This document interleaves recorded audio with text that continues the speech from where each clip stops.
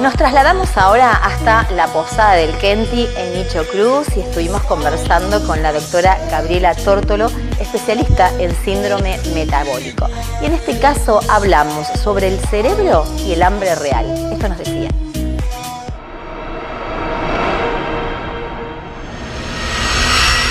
El hambre cerebral. A falta de decir, bueno, me duele la pancita, tengo hambre, se me está moviendo. No, Ah, es por el cerebro. Es cerebral. Inclusive se está hablando de un cerebro intestinal. ¿Por qué? Todos nuestros sentidos están capacitados para activar corteza cerebral, para activar amígdala cerebral, hipotálamo cerebral, un montón de glándulas cerebrales que son las que van a liberar hormonas, péptidos, proteínas. Algunas nos van a aumentar el apetito con movimientos peristálticos del estómago, dándonos hambre. Como te dije recién. Que dijimos si hambre real, por la hora debe ser hambre real. Y ahí vendrá la otra diserción si es hambre real o hambre emocional, pero sí movimientos peristálticos del estómago, con liberación de sustancias que van a absorber más o menos de lo que comamos. Y ahí va también el cerebro intestinal, que se le está diciendo el segundo cerebro, que tiene la capacidad de absorber más o menos, liberar sensaciones, sustancias que son saciógenas o sensaciones que nos dan, o sustancias que nos dan más apetito. Entonces, sacamos en conclusión de que si vamos a comer o no vamos a comer, es cerebral, ¿sí? Es cerebral. Entonces, tenemos que reeducar ese cerebro, ¿sí? No puede ser que no discernamos si tenemos hambre emocional o real.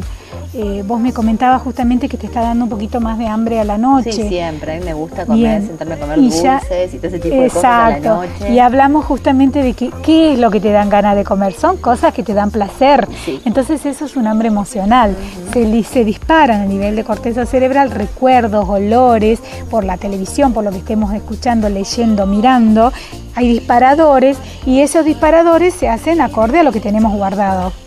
Claro. Nada para salir a comprar, lo que tenemos guardado, ¿sí? Tenemos chocolate. Bien, entonces yo siempre les digo a mis pacientes, si ustedes han pasado hambre durante todo el día, porque se están cuidando, cuidado, porque ya hablamos del Srishti, cuidado con pasar hambre, porque en algún momento del día vamos a tener que guardar reservas. Entonces ahí cuando viene que después de cuidarnos todo el día no sirvió de nada porque nos comimos un pedazo de queso con muchísima grasa y guardamos las mismas calorías que hubiéramos guardado si hubiéramos comido sano. No sirvió de nada. Entonces hay que comer equilibradamente durante todo el día para que todo nuestro cerebro capte que hay absorción de alimentos necesarios para pasar la noche sin comer. Exacto. ¿Sí? Entonces ahí nos vamos a dar cuenta que si a la noche estamos mirando tele y nos da ganas de comer un chocolate, yo siempre les digo a mis pacientes, no vayan a escondidas con la luz apagada, despacito, no abran despacito el paquete, no, hagan quilombo. Claro, Hagan disfrútenlo. ruido, sientan el movimiento del papel. ¿Por qué? Porque eso empieza a dar placer cerebral. Y ahí lo calmás, a la fila que hablabas la otra vez. Exacto, empiezan a liberarse otras sustancias de placer y que van saciándonos. Entonces a lo mejor, ya la deben haber escuchado a Mirta Legrand alguna vez decir, el chocolate no hace falta comerlo, con olerlo basta y sobra. Es justamente eso, es justamente Claro, eso. porque te embriagás los sentidos. Si lo que pasa nosotros que llenamos los sentidos con olerlo, con que se nos mojen los dedos, que se derritan, nos chupamos los dedos, aunque se llama la educación por femenina. eso Mirta es sabia, porque come 6 ravioles, por ejemplo.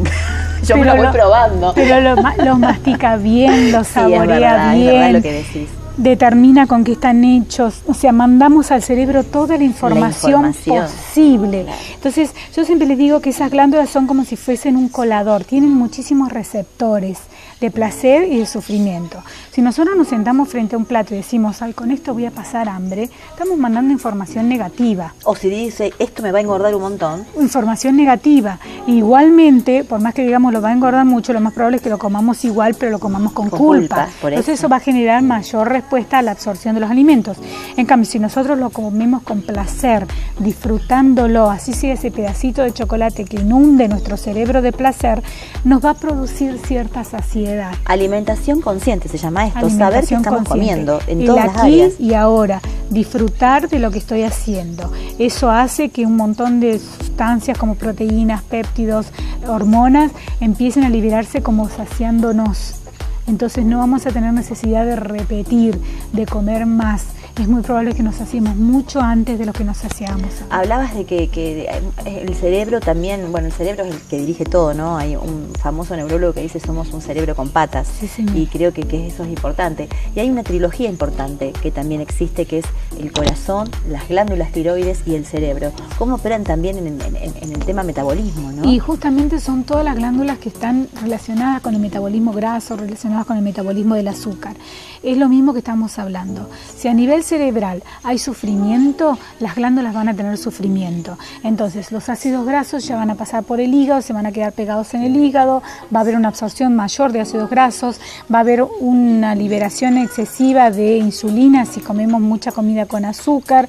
Esa liberación excesiva de insulina va a tapar los receptores, por lo pronto va a haber un aumento de azúcar también en la sangre, nos puede llevar a un fallo pancreático con una diabetes o una hiperinsulinemia, que sería el paso previo. O sea, se van a ir alterando las distintas glándulas de nuestro cuerpo a medida que no le demos nosotros el placer necesario al cerebro, ¿sí?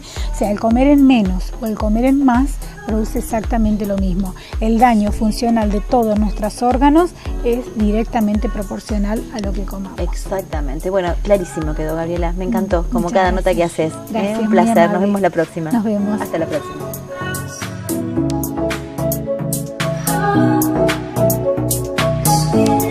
La Posada del Kenti, un spa médico en medio de las sierras cordobesas, con planes para bajar de peso, dejar de fumar, reducir el nivel de estrés y revitalizarse. La Posada del Kenti. Entre en www.kenti.com.